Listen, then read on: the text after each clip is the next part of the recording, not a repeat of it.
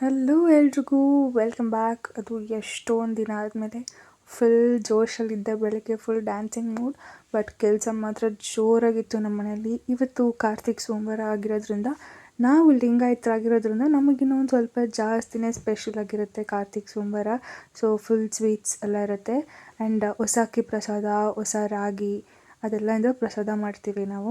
And next ಹುತ್ತ ಪೂಜೆ ಮತ್ತು ನಾಗರಕಲ್ ಇರುವಂಥ ಒಂದೇ ಸ್ಪಾಟ್ ನಮ್ಮೂರಲ್ಲಿರೋದು ಸುಬ್ರಾಯನ ಗುಡಿ. ಸೊ ಅಲ್ಲಿಗೆ ಹೋಗಿ ಅಲ್ಲಿ ಒಂದು ಕ್ವಿಕ್ ಫಿಟ್ ಚೆಕ್ ಮಾಡಿಕೊಂಡು ಆ್ಯಂಡ್ ಒಂದು ಗುಡ್ ಕಾಂಪ್ಲಿಮೆಂಟ್ ಕೂಡ ತೊಗೊಂಡ್ಬಿಟ್ಟೆ ಒಂದು ಪುಟ್ಟ ಪಾಪು ಕಡೆಯಿಂದ. ಆ್ಯಂಡ್ ಆ ಟೆಂಪಲ್ ಈ ಥರ ಇರುತ್ತೆ.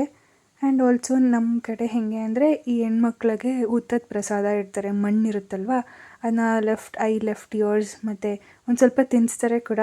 ಸೊ ತುಂಬ ಟೇಸ್ಟಿಯಾಗಿರುತ್ತೆ. ಅಲ್ಲಿಂದ ಅಮ್ಮನ ವಾಪಸ್ ಮನೆಗೆ ಕರ್ಕೊಂಡು ಬಂದು ಅಮ್ಮ ನೀಟಾಗಿ ಎಲ್ಲ ಹೊಸ್ಲು ಪೂಜೆ ಎಲ್ಲ ಮಾಡಿದ್ರು.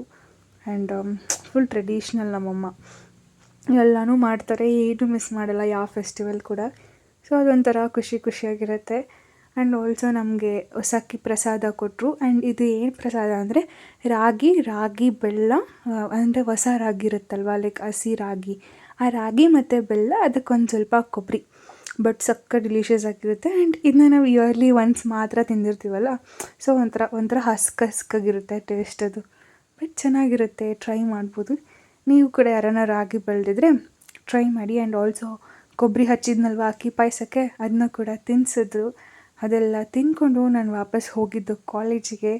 ಸೊ ಕಾಲೇಜಿಗೆ ಫುಲ್ ಟೈಮ್ ಆಗಿಬಿಟ್ಟಿತ್ತು, ಎಲ್ಲ ಕೆಲಸ ಮುಗಿಸ್ಕೊಂಡು ಹೋಗೋಷ್ಟೊತ್ತಿಗೆ. So that's the end. ಇದು ಮಂಡೇ ಮಾರ್ನಿಂಗ್ ವ್ಲಾಗ್ ಆಗಿರುತ್ತೆ. ಸೊ ಟಾಟಾ, ಬೈ ಬಾಯ್.